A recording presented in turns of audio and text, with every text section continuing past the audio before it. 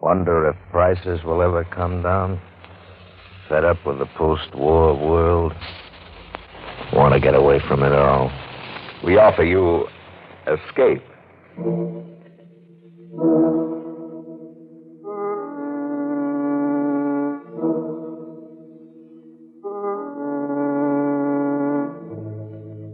You are standing at the edge of an enchanted grove, lured by a soft, caressing voice inviting you to destruction. You have nearly sold your soul to an ancient goddess from whom you must escape.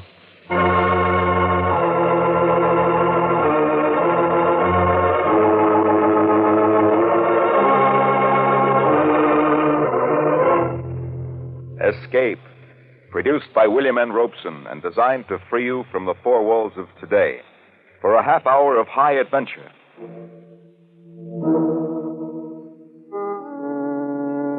Today we escape to the African veldt and an enchanted shrine of great antiquity, as John Buchan told it in his weird story, The Grove of Ashtaroth.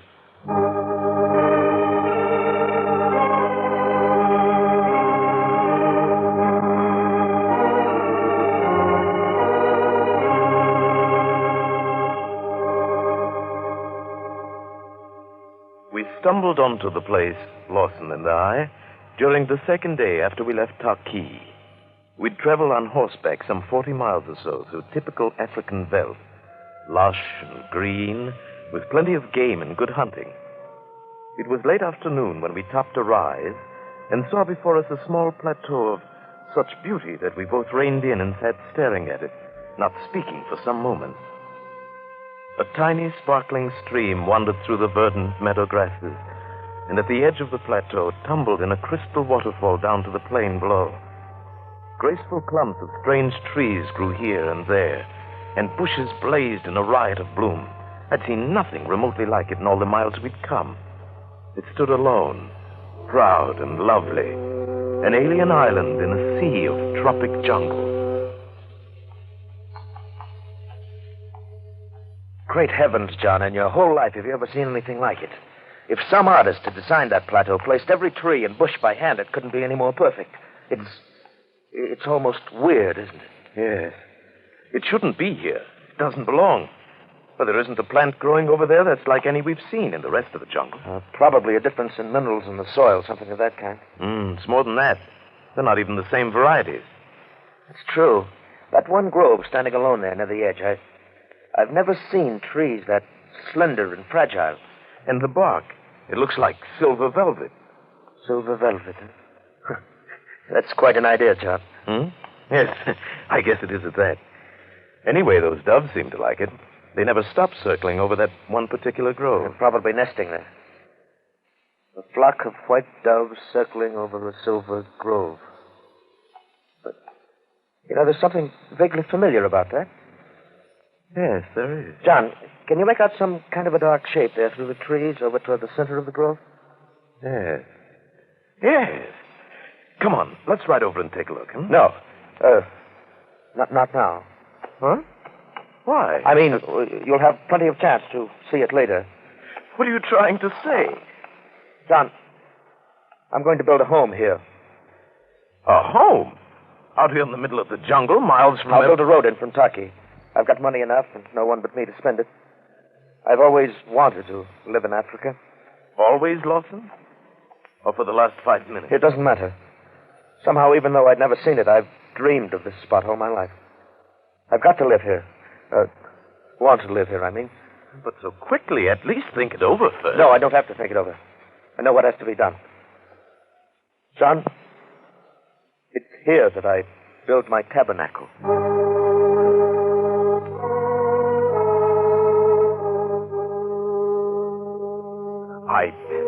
I couldn't understand Lawson giving in to this sudden, foolish impulse. It wasn't like him.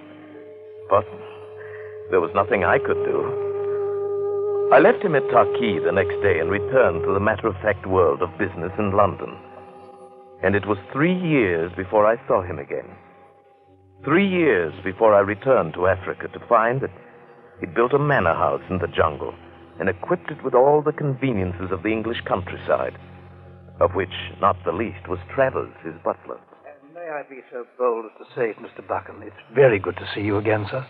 You bring a breath of old London out of this heathen foreign country. Well, thank you, Travers. It's good to see you again. This is some different from the old granite front on Grosvenor Square, isn't it? Indeed it is, sir. A great many things are different. Yes. Mr. Lawson's turned this jungle clearing into a paradise on earth. If you'll pardon me, sir, I think paradise is not quite the word. Oh, well... Perhaps I'd better tell the master you've arrived, Mr. Buchan. He's been lying down. Oh, not ill, I hope. I'll tell him you're here, sir. Travers left the room, and I waited alone, wondering at the strangeness of his manner. I had finally decided it must be induced by homesickness. I looked about me, as impressed by the austere magnificence of the library as I'd been by the grounds outside. There was an imposing mantelpiece of ebony at one end, and on it was placed an object elegantly fashioned of alabaster in the form of a half moon. It was curiously carved with signs of the zodiac. There was something compelling, almost unearthly about it. Fascinated, I reached out my hand. I should not touch that if I were you. Huh? Oh, Lawson! I didn't hear you come in. How are you, John? Oh, fine, Lawson. Couldn't be better. You? Shall we sit down? Why, yes. Thank you. It's wonderful seeing you again, old man. Been wanting to get down here for the last 3 years, but you know how it is in London. Time gets away from you, and the first thing you know... Yes, of course. Cigar? No, thank you. Not now. When I finally did get the chance, I couldn't even wait for an answer from you. I sent a wire and then followed it right on down. Yes, it surprised me a bit. Haven't had a visitor here for the last 2 years. Oh? Well, then that explains why Travers talked the way he did. I thought it must be... What do you mean Travers talked the way he did? What did he say? Lawson, what's wrong with you? He didn't say anything. Well, he'd better not. I'm afraid I... Forget it.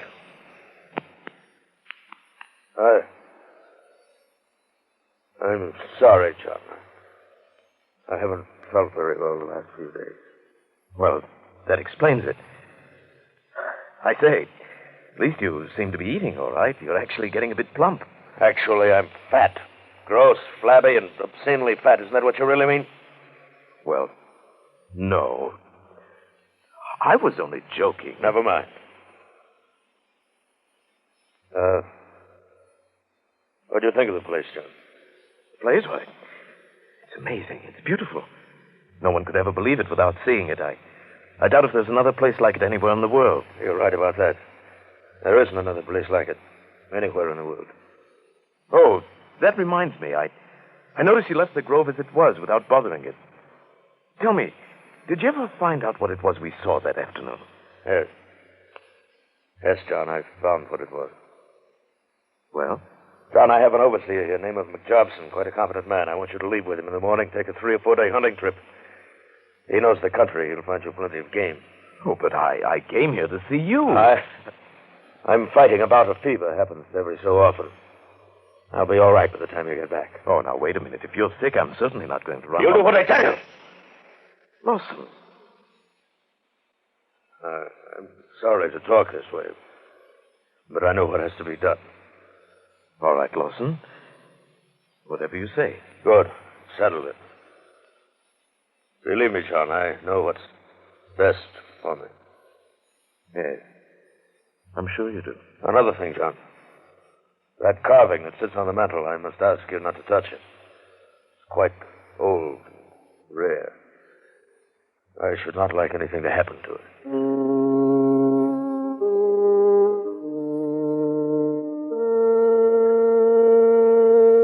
That night when I retired, I found it impossible to sleep. I tossed fitfully, trying to think of some reason for the great change that came over my friend in these past 3 years. Drugs, drink, actual sickness, either physical or mental? No, none of them gave any complete answer. My windows looked out across to the turf, and I saw the grove of strange trees. It was bathed now in the moonlight by a soft, silvery haze. Even now, in the middle of the night, the flock of doves circled in the air above it, gleaming white from wing and breast as they wheeled in the shafts of moonlight. I dozed off finally, to wake up suddenly in that brief hour before the first light of dawn. I happened to glance from the window, and in the fading moonglow saw a figure approaching the house. It drew nearer, and I saw it was Lawson, barefooted, wearing a white dressing gown. Shortly, I heard his weary steps pass my door, and afterward the house was silent. I lay there wide awake. Lawson had been coming from the direction of the grove.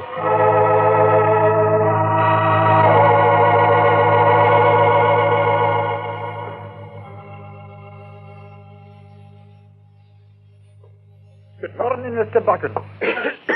Oh, morning, McJobson. Oh, sit down. Thank you, sir. Now, in regards to that hunting trip we talked about, I can offer you a choice of 2 or 3... No, never mind. I'm not going on any hunting trip. But last night we decided That was last night, McJobson. Tell me, how long has Mr. Lawson been sick? Oh, it comes and goes. Happens about once a month like this. He's not the man that he was when I first came here. Do you have any ideas about what might be the matter? Aye. Well, what are they? If I told you what was in my head, you'd think me daft. Why don't you wait until tomorrow? You won't need to ask. It's the full moon, the next. Full moon? What does that have to do with it? You'll find it in the Bible. Read the 11th chapter of the 2nd book of Kings. Good day, sir.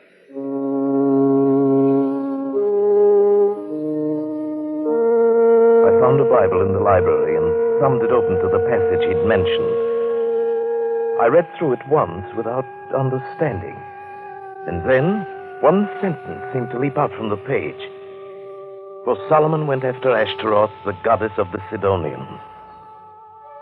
Ashtaroth. Ashtaroth, of course, Ashtaroth. Goddess of the ancient East, whose strange rituals held a dark fascination for the children of Israel, over and over luring them away from their fierce prophets to worship at her shrines. The white doves of Ashtaroth circling the shrine of her silver grove. Why, then the grove at the end of the turf must hide a lost shrine dedicated to her worship. But what of Lawson? Did his blood carry one fraction from old Israel with the same ancient weakness to hear and answer the call of the goddess? Did he become an acolyte of Ashtaroth? What weird rites did he perform in the grove at night? And then I remembered tonight. The worship of Ashtaroth had always reached its climax on the night of the full moon.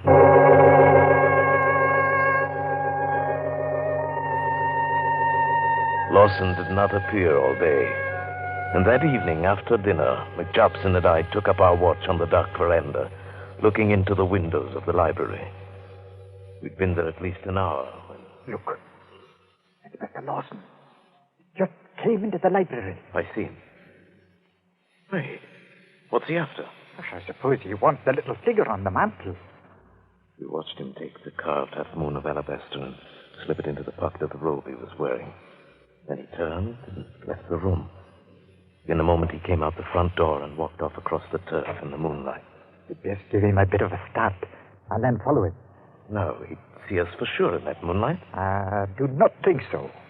He'd not look back now, sir, if there were 10 of us following. McJobson, what is it all about? You've read the book? Yes. Yes, it's the ancient goddess Ashtaroth, but what is the ceremony? What does he do, and what is it that made him the way he is? The ceremony you'll be seeing, Mr. Buchan. As to what has made him like he is, he does an evil thing, and all the while he knows it to be evil. He cannot help himself, and he knows that, too. Yes. I think I see what you mean. We'd best be going now. He's gone into the grove.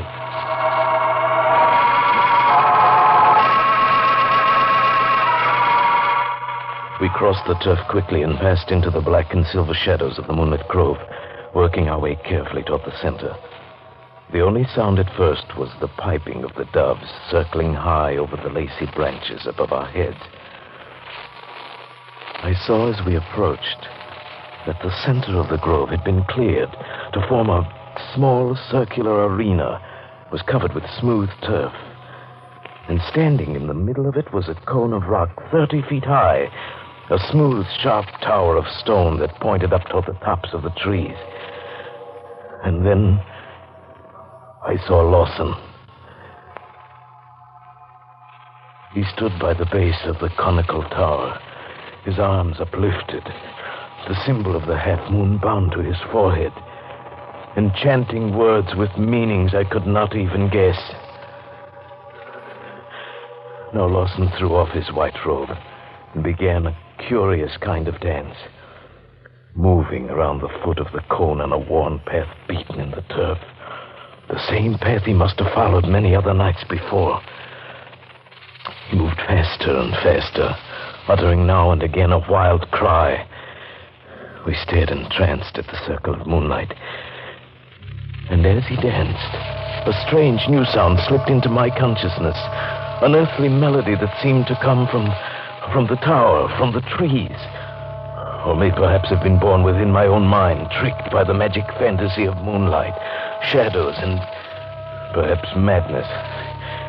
It brought to me one vivid thought of the warm, soft lips of an unseen goddess, of lips incarnadine, whispering gently and sensuously across the reeds of a panpipe. I stirred uneasily, felt the quickening of my pulse. You must try to resist it, Mr. Buchan. It is only a thing of evil cloaked in a false beauty. McJobson heard or felt it too. Then it was more than a trick of my own senses. Something in me thrilled to the core of the weird melody. I wanted to rush out and throw myself at the base of the stone tower to dance as Lawson was doing, to spend all eternity in adoration and worship of the beauty of Ashtaroth. No, Mr. Buchan. Think what it's done to him. Fight it, lad, fight it. I lost all knowledge of time. The dance had grown swifter and fiercer. The moonlit figure in the clearing moved faster and faster, postulating and gyrating in tempo to the crazy rhythm. My blood was pounding in my throat, my ears ringing. The music surged through my brain in ever-mounting waves of incandescent sound. Now I was beyond reason, possessed by an overpowering frenzy when the cock crew. Then the grove was deathly still, and at the foot of the tower, Lawson lay unconscious.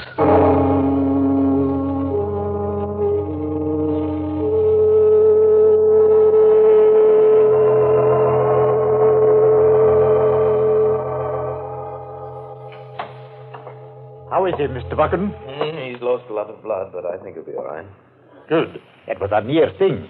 Trevor's got a couple of sleeping tablets into him. He'll not be waking up before tonight, at least. McJobson, I suppose you know what we have to do. I'm well aware of what should be done, sir, but I've no idea how to do it. I think I do. I shall take full responsibility, but I'll need men, all we can get. The natives will no go near the place, but there's some 30 white men on the tobacco farm a few miles back on the bush. But they want a high wage. I'll pay it, just get them. Would you mind telling me what you're proposing to do, sir? Yes. Something that may sound as mad as Lawson himself. I'm going to deal with that grove the same way King Josiah did. Hey, it comes back to me vaguely. Yeah. Here it is. And the high places that were before Jerusalem, which Solomon, the king of Israel, had builded for Ashtaroth, the abomination of the Sidonians, did the king defile. And he brake in pieces the images and cut down the groves. Both the altar and the high place he brake down, and burned the high place, and stamped it small to powder, and burned the grove. Aye, it is the word of God. We'll need dynamite, but I have plenty of it down at the workshop. I'll go after the men first. We should be ready to start by 9 o'clock this morning.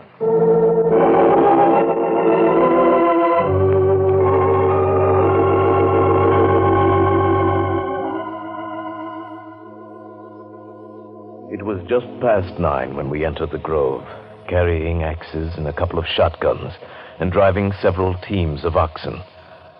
A light breeze had sprung up, and it whispered and rustled in the branches of the silver trees. We took care of the doves first, shot them one by one until we'd killed them all, 27, then piled their white bodies at the foot of the pointed rock. Then the men set to work with the axes, chopping through the slender trunks of the trees. Don't get a single tree. Get every bush. Drag them into pine. Right, you are, Shep. All right, come on. I stood by the stone tower, the high place of King Solomon, and watched while the work went on.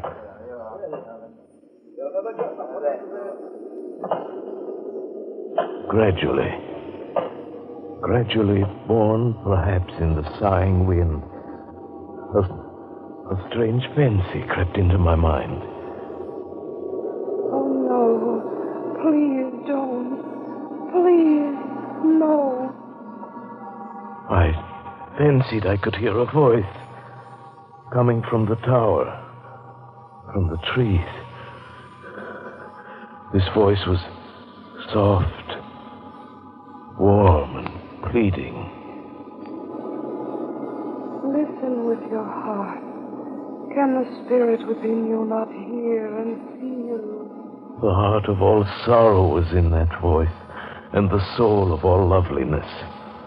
Distant, tenuous, with all the bodiless grace of a goddess older than time and desire. Please, listen. Can you not know that I am beautiful, and once gone, and gone forever? I could not believe that I was imagining this soft and lovely voice. I felt a sudden and overpowering adoration for this exquisite creature who whispered in the breath of the wind. I wanted to call out to the men, order them to stop desecration of her home and sanctuary. Then I thought of Lawson, of what he'd become, and I fought back the impulse. How can you judge who knows so little? One who is part of the whole divinity of nature. No, I won't. I can't listen to you. Look at me but once with the eyes of your heart, and you'll belong to me forever. No. Please, no. You have killed my doves, covered their white breasts with blood. Are you not yet satisfied? It's got to be done. It's got to be done. No, please. You could stop now and leave the high place. New trees would grow, and other doves would come and nest in them. But I can't. What do you say, Mr. Buchan? I couldn't quite hear you.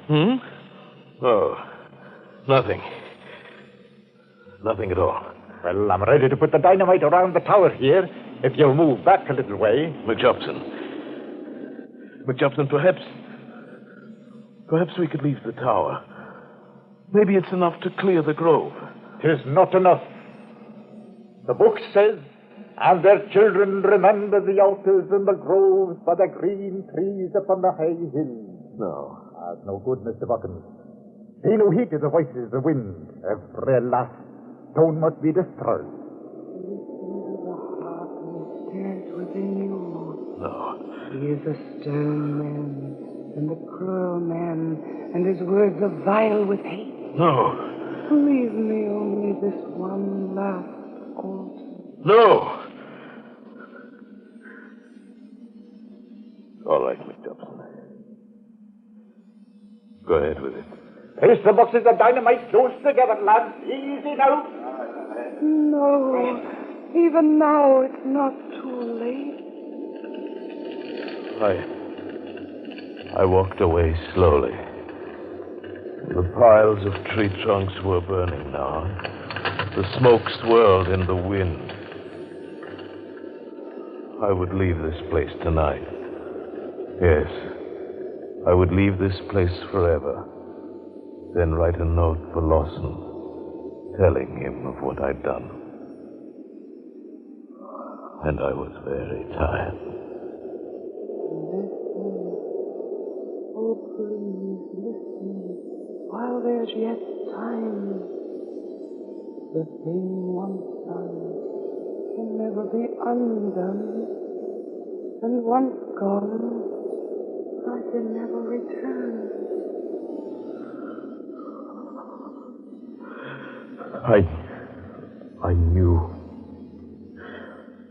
I knew that my act, my reason told me all these things.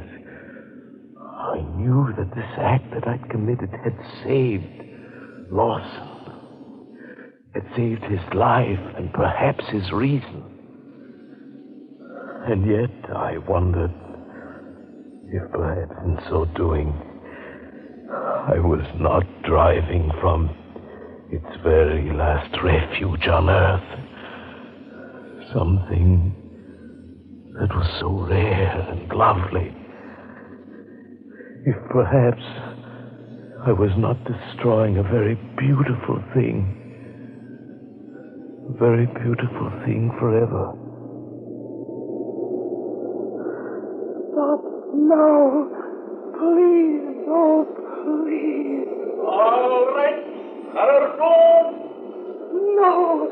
Oh, no. No. No.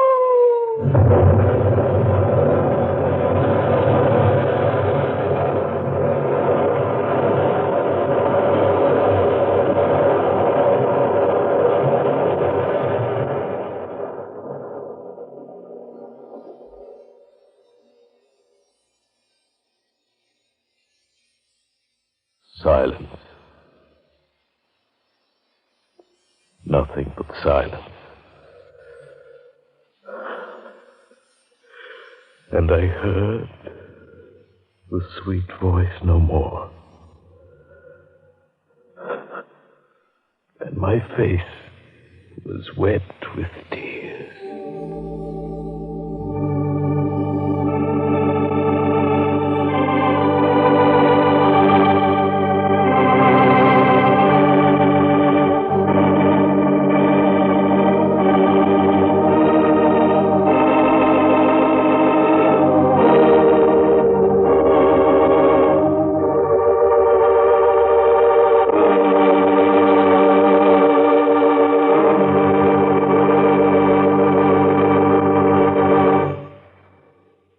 Escape.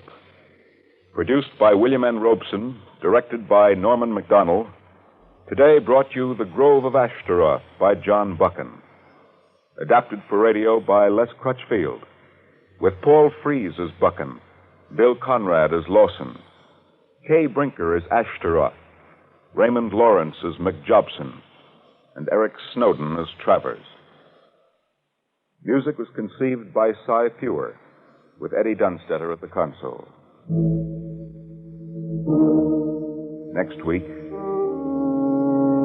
When you're tired from working all week, when the weekend offers little diversion, next week at this time, when your problems seem just too much for you, we offer you Escape.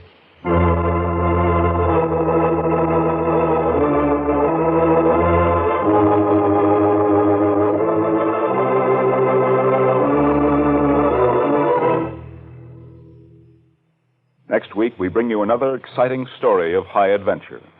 This is CBS, where 99 million people gather every week, the Columbia Broadcasting System.